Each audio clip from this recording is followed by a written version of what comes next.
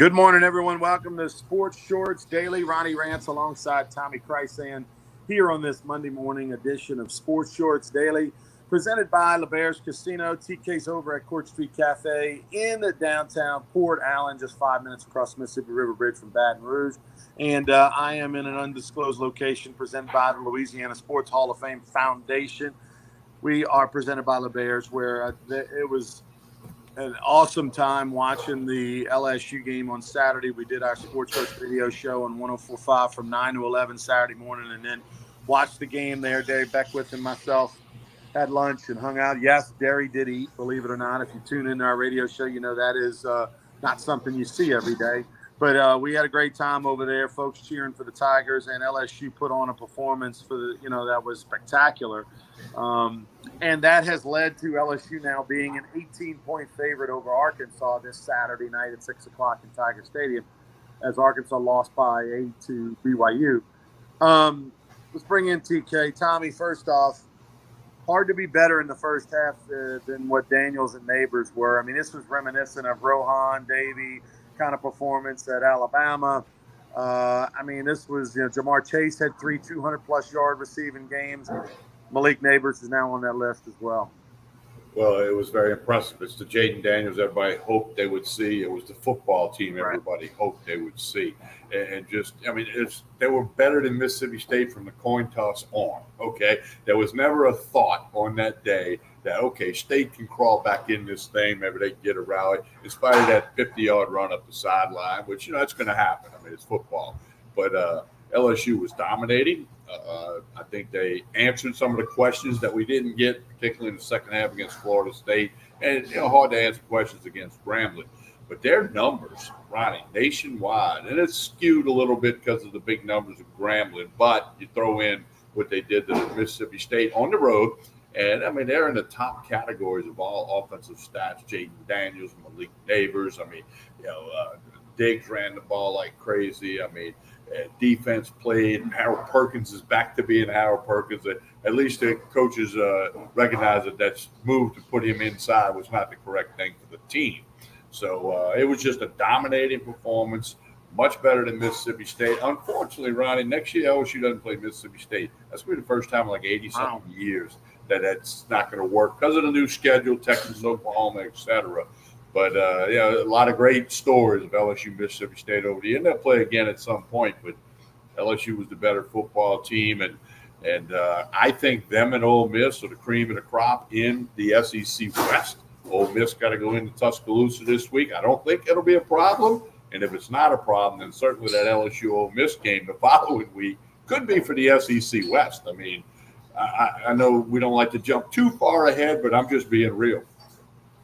Yeah, you're really down on Alabama. We'll get to that in a minute. But getting back to LSU, the new Mississippi State offense,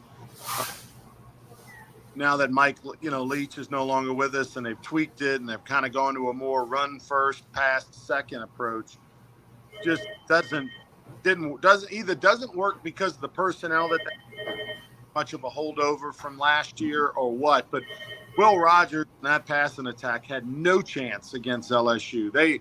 It looked remedial. LSU, I was surprised they scored 2 touchdowns, quite frankly. And that Mississippi State team, they need to, thank the Lord for that win against Arizona. For them to squeak out enough points to beat Arizona, a decent name team from a power conference, is impressive because they have many more wins.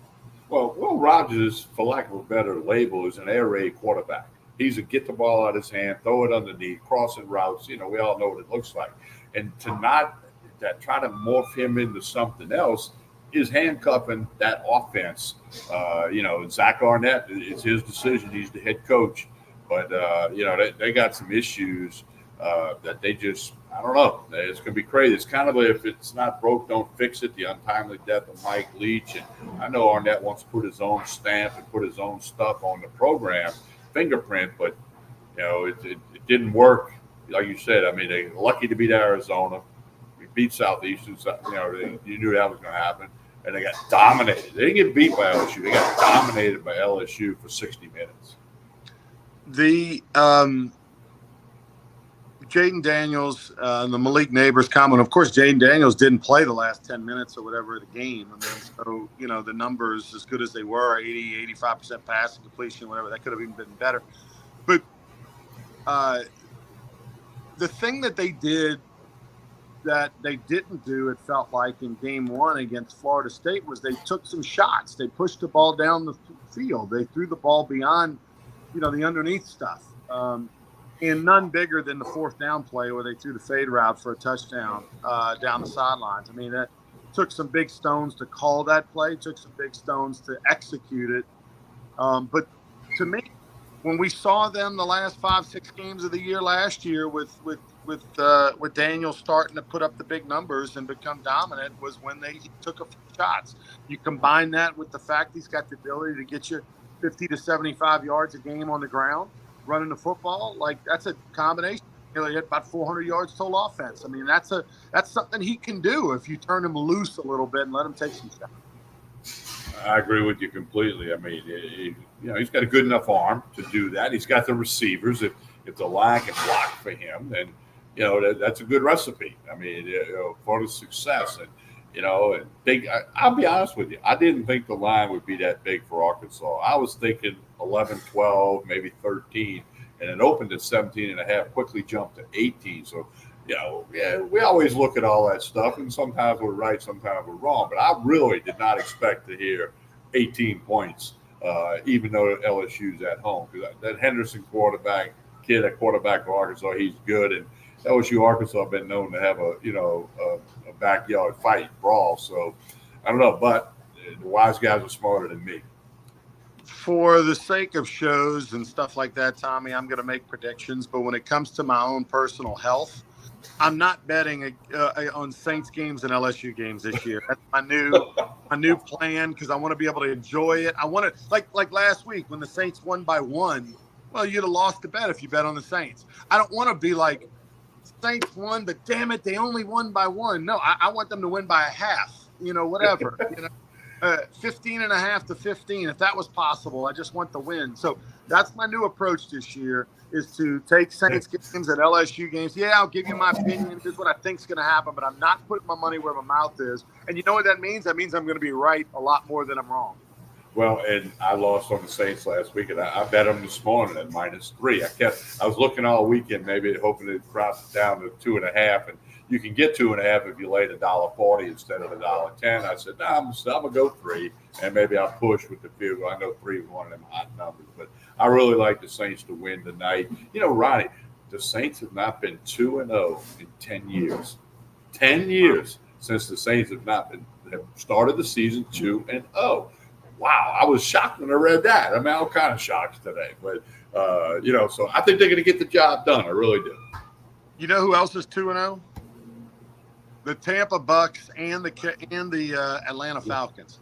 I mean, unbelievable. The worst division in football it's supposed to be, the NFC South. The Saints are supposed to be the dominant team. If they win 10 games, they're probably going to win the division. Look up, and the freaking Falcons and the freaking Bucks are 2-0 as well. And if the Saints lose, that means the Carolina Panthers would be. Did Carolina win week 1? No, they did not. All right. So the Saints are just trying to keep up with the Joneses. It's unbelievable. You would have thought if the Saints were 2-0, at best, the other teams would be 1-1. Well, I mean, we got 3 weeks of college football, 2 of the NFL, and I think we're already seeing just some craziness. I mean, normally you got to wait till mid-October where you start getting that craziness, but Bengals are 0-2, and we can go down a list in the NFL. Patriots are. Yeah, Tua is looking like $1 million. I guess you got to say $1 billion nowadays, inflation. But so it's been a little wild and crazy in both college and NFL. There's always shocks, there's always surprises, there's always stories you didn't see coming. But it seems like there's more this year. Bengals, by the way, did start 0-2 last year before they got things turned around. But they've got to get it turned around quickly. I mean, the Miami Dolphins are probably the biggest surprise that they started 2-0 because all 2 of those wins were on the road. One was against San Diego, or the Los Angeles Chargers, a team that was a playoff team a year ago that's got an up-and-coming star quarterback, across the country. They go get a win there. The others against Bill Belichick, he's hungry after a tough loss to the Eagles at home the week before, where they had a chance driving with the football, and the Patriots gave them all they can handle, but the Dolphins defense this week, and then they were able to put it away late and run the clock out. So Dolphins, impressive. That's my second favorite team next to the. I tell you, who else is impressive? The Dallas Cowboys. I caught some of Yeah. that game yesterday, and they look like they're the odds-on favorite to win the Super Bowl right now. After 2 weeks, and boy, they look good. They really do. Offense, defense, special teams. They might finally have something going good in Dallas. Yeah, the Cowboys will on the road and win week 1 in dominant fashion, 40-0 over the Giants, and then they take Aaron Rodgers' less Jets team at home and took care of them like they were supposed to. Everybody thought they were going to blow them out. They did. But no doubt the Cowboys. But the Cowboys will figure out a way to screw it up, Tommy. I have no doubt about it. I mean, look, come on. They're like the Texas Longhorns. They'll figure out a way to screw it up. Yeah, I'm not worried about that. But or Notre Dame will screw it up. They're going to get killed this week by Ohio State. Well, for a minute, before I want to talk Colorado State, but before I get to them, the rest of college football, Georgia won by 10, 24-14 over South Carolina. Alabama escaped South Florida. This definitely feels like a year where it's wide open, man. Look, the playoffs are really going to mean something. Those 2 games are really going to. I mean, you're not going to have number 1 versus number 4 where you're just like, number 1's going to kill number 4. Can't even believe they're playing these games. Like you feel like those 2 semifinal games are wide open. And one of them's in New Orleans, so that'll be fun. But you're right. I mean, right now the SEC kind of looks like a Georgia, LSU, and maybe Ole Miss kind of thing. I mean, that's what I think it looks like right now. That can change, but that's certainly where it is. I mean, Bama's got problems. And the body language by Nick Saban, and we know a lot about it because he was in Baton Rouge for years, and he'd been on King of the Mountain and at Alabama for many years. But, man, it just doesn't look right. He knows he doesn't have a quarterback. He knows he doesn't have a good team. But let's just say this. They're not like the Bama team that was winning national titles and going to playoffs, but they're still not a bad football team. It's not like, they've become terrible. But they are certainly not right now where they want to be or where people think they would have been in the Southeastern Conference. Colorado State, epic game. I was up till late, like a lot of people in the country were. Colorado cost me a good bit of coin, Tommy, on Saturday because obviously I jumped on board the Buffaloes like a lot of people did and felt like the disrespect that Deion felt and his program felt from Colorado State that they were going to take it out on the Rams, and they did not. But they won the game, and I think that's good for college football. It was an epic scene. They stormed the field for the second week in a row in Boulder. Your reaction to Colorado's win over Colorado State, down 11 with 7 to go, and came back and won that game. That was a heck of a college football game. If you had no skin in the game, you didn't have a wager. It was a lot of fun to watch and see it unfold. Boulder, Colorado is the new Hollywood. I mean, that's where all the stars are. It's where all the attention. Deion Sanders was on 60 Minutes again last night, second time he's been on in many months. It's just an unbelievable story. Of a turnaround, and where does it go? Well, I'm going to tell everybody it's coming to an end. All right, let's back it up. They barely beat TCU, and TCU is not that good. They beat Nebraska convincingly, and Nebraska is not that good. And then they were 22, 23-point favorites against Colorado State and had to go to overtime to win the game. They're 20-point dogs to Oregon this week. They'll be at least that the next week against Southern Cal. I'm telling you, they're about to be 3-2 in a short period of time. I really believe that. And, here's the other thing, too. My observation, they look like the Miami Hurricanes of the 90s with the swag, Shedeur Sanders poking the guy in the eye, the swag, the theatrics. It's all a part of all sports now, and I'm trying to get used to it. But I don't know. I don't know that it makes everybody comfortable the way they're doing it or whatnot. But the bottom line is that if you play 3 games and you're 3-0, you deserve some credit. So we'll see what happens in the next 2 weeks, though. I think the train comes off the tracks against Oregon and Southern Cal. Yeah, I mean, well, with Hunter out, Travis Hunter. That's a part of it, but I'd still be thinking the same thing. You can see in the trenches they struggle. They don't have the Jimmy and the Joes in the trenches that the teams do. They have young stud special guys, receivers, but they don't have the horses in the middle, and that's where when you start to play the better team, you don't have that D line. That D line is small and getting pushed around, and then you've got Shador Sanders running for his life a lot of times. I think he does hold on to the football a little too long, but at the same time, that offensive line is not the best. So that's where you'll see them increase tremendously. I think year 1 to year 2, they're going to go big time in the portal and get veteran offense and defensive linemen. But I agree with you, Tommy. I do think Cinderella's going to strike midnight, especially if Travis Hunter doesn't play. We'll find out. We don't know the status. No, he's out 2 weeks. Now, here's the other thing. Deion, on record a couple of days ago, he is not interested in coaching the NFL for the same reasons legendary basketball coach Bobby Knight never wanted to coach the NBA. You don't want to coach guys making way more money than you. And you can't control them as well. Nick Saban learned that with the Dolphins. And so Sanders at this point has said he has no intention of jumping to the NFL as a head coach. And now might that be different 8-10 years from now? Time will tell. But he's committed to Colorado, it appears to be, and it's still the best story in college football 2023. No question about it. And even if they lose the next 2 games, it'll be, okay, what do they do after that? Do they make a bowl game? People said before the craziness started and the Hollywood showed up in Boulder, if this team could make a bowl game, that'd be a tremendous coaching job by Deion Sanders.